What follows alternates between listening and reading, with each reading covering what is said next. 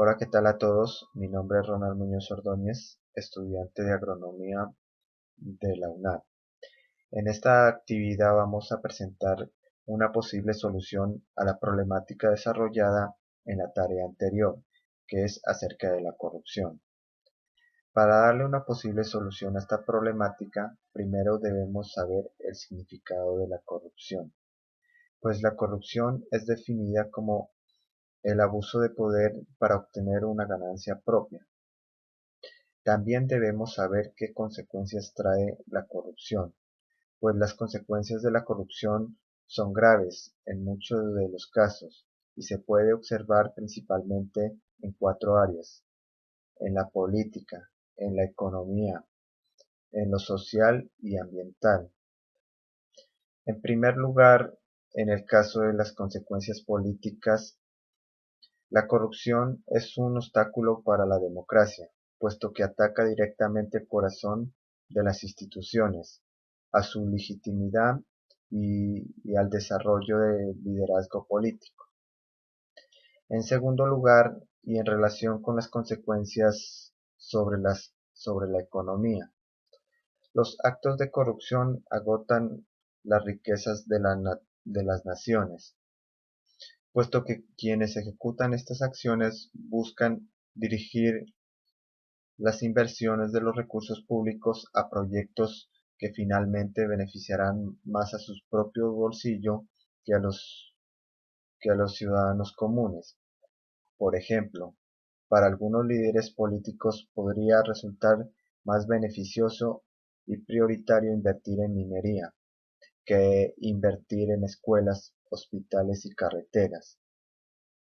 En tercer lugar, la corrupción afecta a la esfera social, puesto que mina la credibilidad de las personas hacia los sistemas, las instituciones y los líderes, dificultando adicionalmente la construcción y posterior establecimiento de una cultura de paz.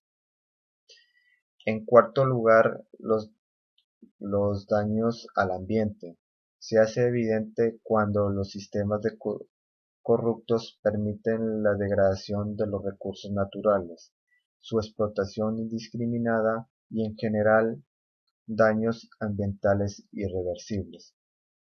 Pues si todos sabemos qué es la corrupción y qué consecuencias trae, comprenderíamos que a todos nos afecta, ya que muchas personas piensan que no los afectan, que es ajena a ellos, y ese es un primer obstáculo para combatir la corrupción. Si entendemos que a todos nos afecta, entonces una posible solución sería hacer una acción de forma colectiva por medio del derecho a la participación. En nuestro país podemos participar de diferentes formas, y una de ellas es la participación política. Dentro de este derecho a la participación está la democracia, donde podemos elegir y ser elegidos por medio del voto.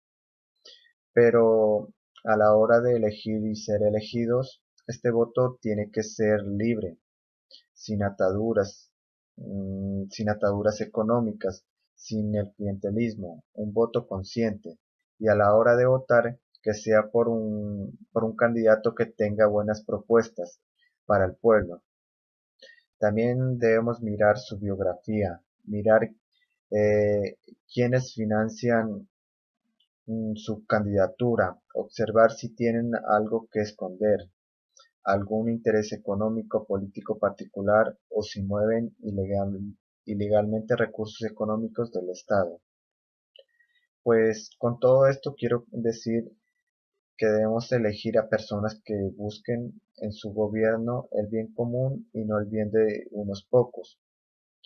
Pues si elegimos un buen gobierno que se dé cuenta que la corrupción en nuestro país es uno de los principales problemas que afecta el bien común, entonces con este gobierno buscaremos un sistema anticorrupción que sea eficaz, efectivo, que nos ayude a combatir la corrupción.